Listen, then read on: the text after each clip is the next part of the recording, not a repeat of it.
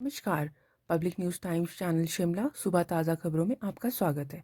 हिमाचल प्रदेश से राज्यसभा चुनाव हारने के कुछ हफ्तों बाद कांग्रेस नेता अभिषेक मनु सिंघवी ने शनिवार को उच्च न्यायालय में एक आवेदन दायर किया, जिसमें चुनाव में बराबरी के बाद चुनाव अधिकारी द्वारा ड्रॉ के नियमों की व्याख्या को चुनौती दी गई। भाजपा उम्मीदवार हर्ष महाजन ने 27 फरवरी को हुए चुनाव में ड्रॉ के माध्यम से जीत हासिल की, जब दोनों उम्मीदवारों को 34-34 वोट मिले। श्री सिंघवी ने हिमाचल में अपनी याचिका दायर करने के बाद संवाददाताओं से कहा, ना तो कानून में, ना ही अधिनियम में और ना ही नियमों में ऐसा कुछ भी है जो ऐसी व्याख्या को मजबूर करता है, जिसके लिए यह आवश्यक हो कि जिस व्यक्ति का नाम लॉटरी में निकला है वह हारा हुआ है।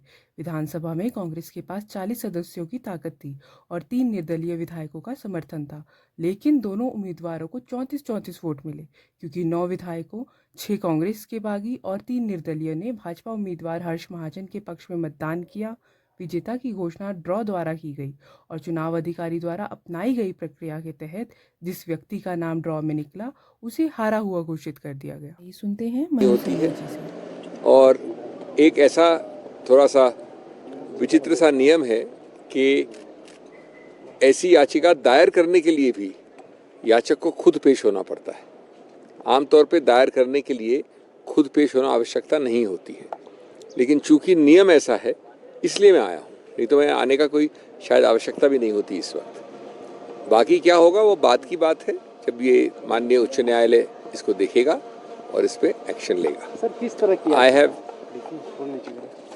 याचिका का जो मूल स्रोत है, जो मूल उसमें ग्राउंड लिया गया है, वो संक्षेप में सिर्फ इतना है कि ये धारणा, ये प्रचलन या ये इंटरप्रिटेशन किसी नियम का जिसके अंतर्गत जिसका नाम अगर टाई में, अगर बराबरी में जिसका नाम निकले वो हार जाए, ये धारणा, ये प्रचलन, ये इंटरप्रिटेशन कानूनी रूप से गलत है। ये आमतौर पे संस्कृति में, सोच में, कॉमन सेंस में जिसका नाम निकलता है, जब दो ही लोग होते हैं और दोनों में बराबरी होती है, तो जिसका नाम निकलता है उसको जीतना चाहिए।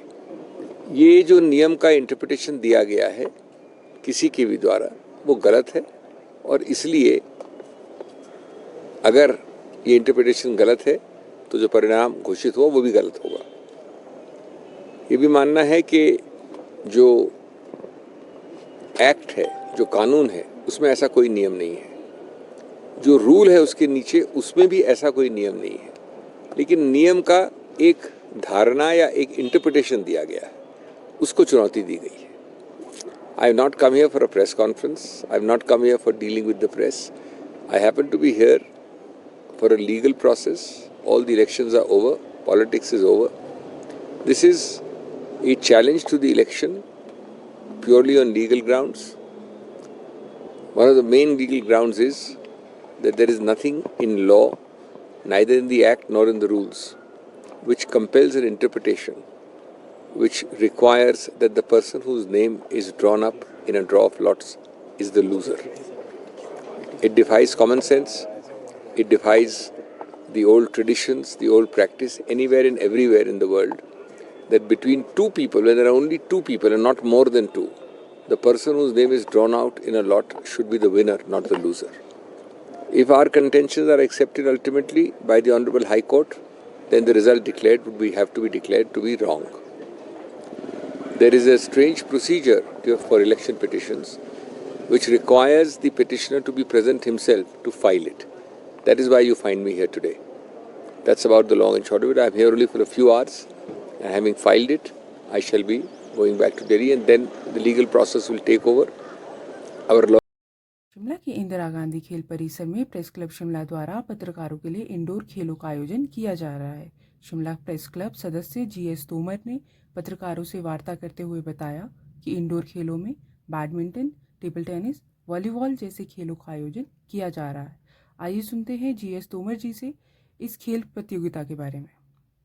प्रेस क्लब शिमला का सदस्य भी हूँ।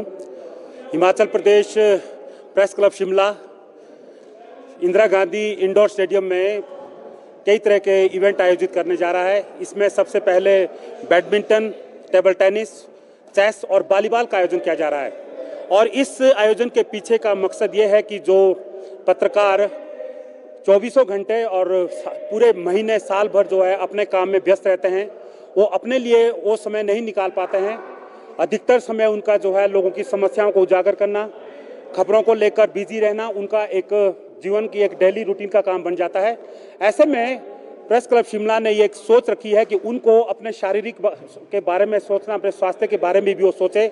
उसके लिए उनके लिए एक यहाँ पर प्रतियोगिता का आयोजन किया जा रहा है। इसमें लगभग शिमला प्रेस क्लब के 60 से ज़्यादा पत्रकार भाग ले रहे हैं और ये जो सभी इवेंट है वो indoor stadium Indira Gandhi complex Shimla mall road पर किया जा रहा है। और मैं इस शुभ अवसर पर प्रेस क्लब शिमला के सभी पत्रकारों को शुभकामनाएं देता हूं और इस कार्यक्रम के सफल आयोजन की भगवान से दुआ करता हूं। और आगे के लिए मैं ये कहना चाहूँगा कि इस तरह के आयोजन हर 3 महीने में, 6 महीने में होते रहने चाहिए, ताकि पत्रकार जो अपना बिजी लाइफ, जो अपना पूरा 24 घंटे जो है खबरों को लेकर व्यस्त रहते हैं, वो उनको अपने शरीर के बारे में, अपने शारीरिक स्वस्थता के बारे में भी वो सोचे। और इस तरह के इवेंट होने से जो आपस में भाईचारा बढ़ता है, प्रेम बढ़ता है, अधिकतर समय हमें आपस में खेलने के लिए मिलता है, वो एक इसके पीछे मेन मकसद है। साथ ही साथ जीएस तोमर जी ने साथ ही बताया कि शिमला प्रेस क्लब में लगभग 450 सदस्य हैं। वे सभी को इन खेलों में भाग लेने के लिए आमंत्रित करते हैं ताकि सभी इस प्रतियोगिता में बढ़ चढ़कर हिस्सा लें। क्लब के सभी जो वरिष्ठ सदस्य हैं, लगभग 450 से ज़्यादा शिमला प्रेस क्लब में जो है सदस्य हैं, उनको मैं चाहूँगा कि वो लोग indoor stadium Indira Gandhi complex mall road पर आएँ, इस कार्यक्रम का जो है मनोबल बढ़ाएं और सहयोग दें और साथ ही साथ इसमें पार्टिसिपेट करें। बहुत बहुत धन्यवाद आपका। देखिए, इस वक्त जो है कोड ऑफ कंडक्ट लगा हुआ है, ऐसे में पत्रकारों के पास आम डे से थोड़ा ज़्यादा वक्त है, तो हमने ये चाहा कि जो ये आज सेकेंड सैटरडे है और संडे है, 2 दिन का ये आयोजन रहेगा। अगर कोई इवेंट कंप्लीट होने में टाइम लगाता है तो हम अगले संडे इसका आयोजन फिर करेंगे, लेकिन कोशिश यही रहेगी आयोजकों की कि इसका जो आयोजन है वो लगभग 2 दिन में पूरा हो जाए और सभी को खेलने का मौका मिले और सभी लोग जो है अपने बिजी समय से निकाल कर और इस खेल में अपना समय व्यतीत करें और आपसी भाईचारे और प्रेम को और बढ़ाएं। अरविंद केजरीवाल जी के ईडी द्वारा जेल हो जाने पर देश में सामूहिक उपवास का आयोजन किया गया। शिमला में भी इस उपवास का आयोजन इतवार को रखा गया। शिमला में योगी सिंह ठाकुर, प्रदेश अध्यक्ष आम आदमी पार्टी, ने सामूहिक उपवास के बारे में बताया कि उपवास के जरिए वे बताना चाहते हैं कि आम आदमी पार्टी अरविंद केजरीवाल जी के साथ है। अरे कौन चले भाई, कौन चले, कौन चले।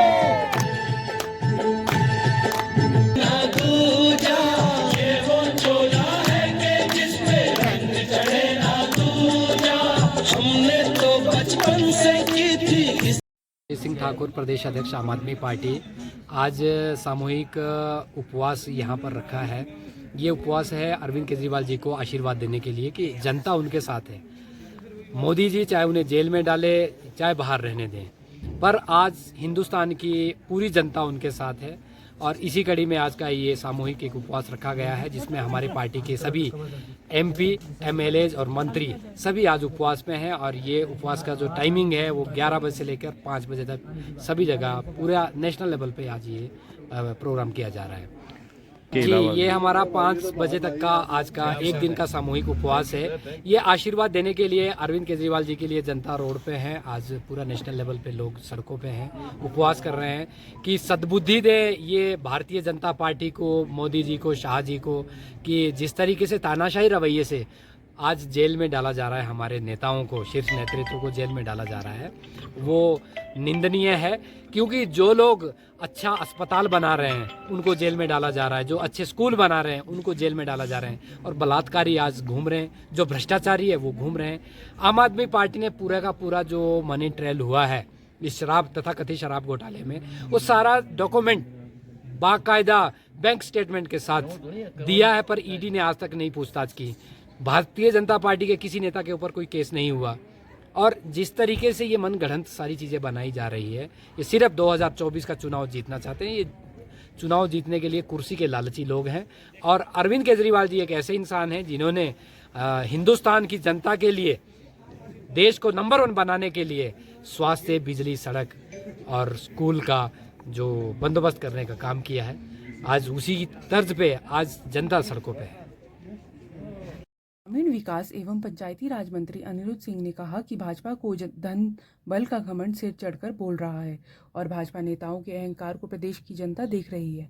उन्होंने कहा कि धन बल के जरिए भाजपा नेता हिमाचल प्रदेश सरकार को अस्थिर करने का असफल प्रयास कर रहे हैं। हॉर्स ट्रेडिंग कर भाजपा ने राज्यसभा सीट के लिए हुए चुनाव में 6 कांग्रेस विधायकों से क्रॉस वोटिंग करवाई और फिर लोकप्रिय सरकार को गिराने की साजिश रची। उन्होंने कहा कि भाजपा का असली चेहरा राज्य की जनता के सामने आ चुका है और अब यह बात घर घर पहुंच गई है कि भाजपा ही इस पूरे षड्यंत्र के पीछे थी। भाजपा नेता अहंकार में है, लेकिन कांग्रेस के पास जनबल है और हमें इस बात का पूर्ण विश्वास है कि आगामी लोकसभा चुनाव और 6 विधानसभा सीटों के लिए होने वाले चुनाव में जनता भाजपा को करारा जवाब देगी। उन्होंने कहा कि पिछले 1.25 साल के कार्यकाल में मुख्यमंत्री ठाकुर सुखविंदर सिंह सुक्खू के नेतृत्व में वर्तमान प्रदेश सरकार ने हर वर्ग के कल्याण के लिए योजना बनाकर उसे धरातल पर उतारा है।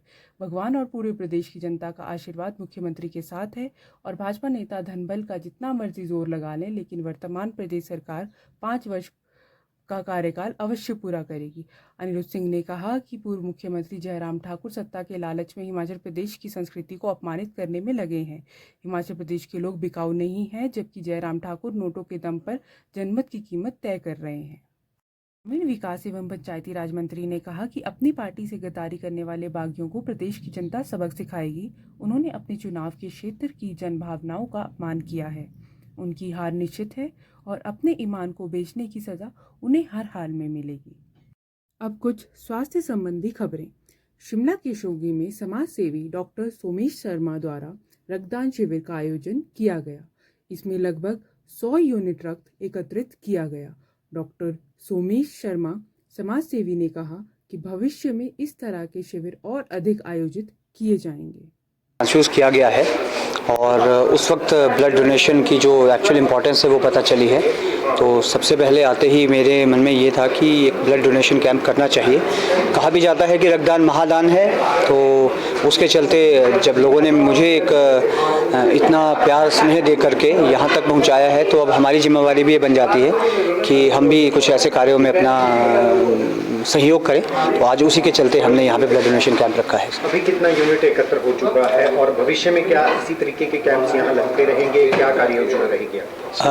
यहाँ लोकल जो व्यापार मंडल शोघी, स्थानीय लोग शोघी, प्रधान उपप्रधान जो नियर बाय शोघी पंचायत से बिलोंग करते हैं, उन लोगों का बहुत साथ रहा है। अभी प्री लंच हम लोगों ने 75 यूनिट से ऊपर ब्लड एकत्रित कर लिया है और अभी आप जैसे कि देख ही रहे हैं हमारे पास और जो डोनर्स हैं वो यहाँ पे मौजूद हैं। तो हमारी एक्सपेक्टेशन 100+ का टारगेट आज के लिए हम रख रहे हैं। जी, भविष्य में क्या कार्य योजना है? क्या इसी तरीके से लगते रहेंगे जैसे ब्लड डोनेशन ही होंगे या फिर हेल्थ चेकअप कैंप या इस तरीके के? हम कोशिश कर रहे हैं। व्यापार मंडल के प्रधान भी इस चीज़ में, कल ही मीटिंग में ये हो रहा था कि समय समय पर blood donation camp, medical checkup camps वगैरह इस तरह की यहाँ पे सुविधाएं प्रदान की जाएंगी लोकल लोगों के माध्यम से, जिसमें हम IGMC पे एक रिक्वेस्ट रखेंगे कि समय समय पर यहाँ पे डॉक्टरों का, ब्लड डोनेशन टीम का कृपा करके यहाँ पे भेज करके हमारे इस कार्य को पूर्ण करें। आज कहाँ से आई है डॉक्टरों की टीम और ये जो एकत्र किया जाएगा? आज जो हमारी टीम आई है वो ब्लड बैंक IGMC से ही आई है, जिसके एक चीफ टेक्नीशियन हमारे पास सूद जी हैं। इनके सौजन्य से हमें बहुत हेल्प मिली है और ये ब्लड बैंक IGMC से टीम हमारे पास यहाँ पे आई है। ठीक।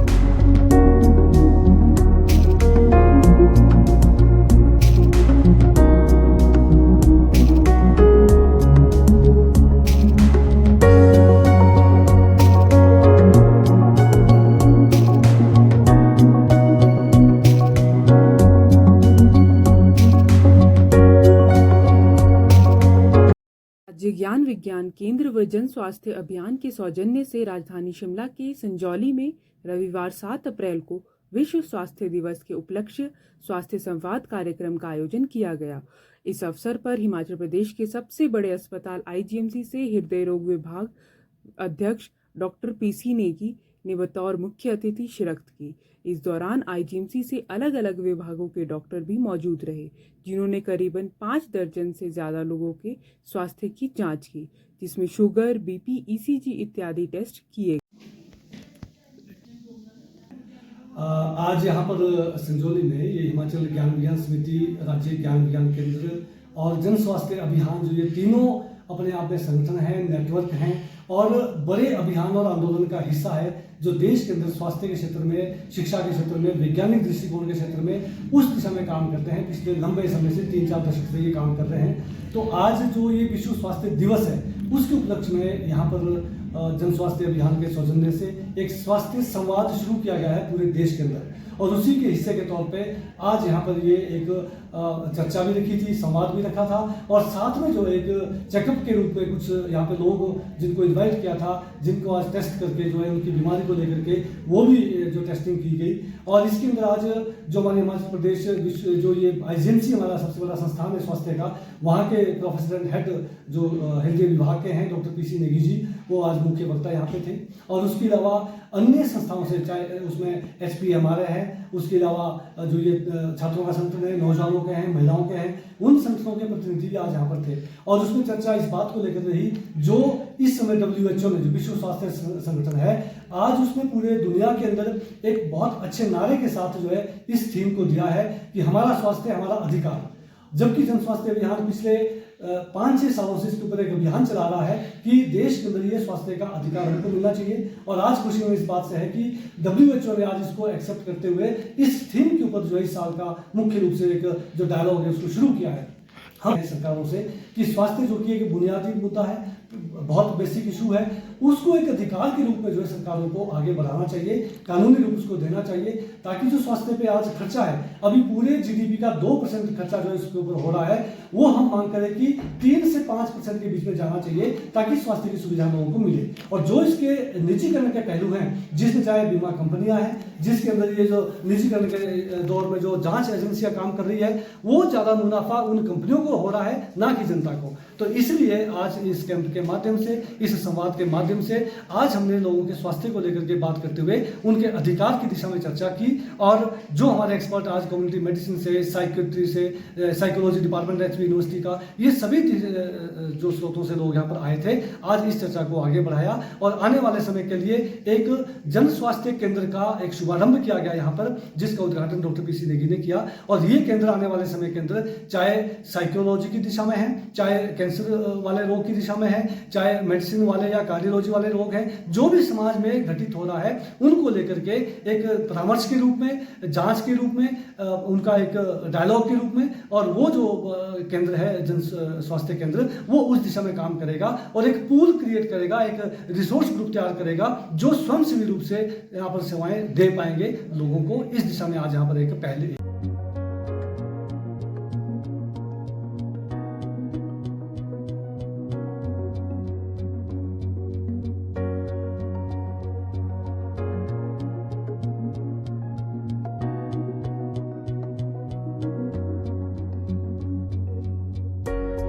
धन्यवाद।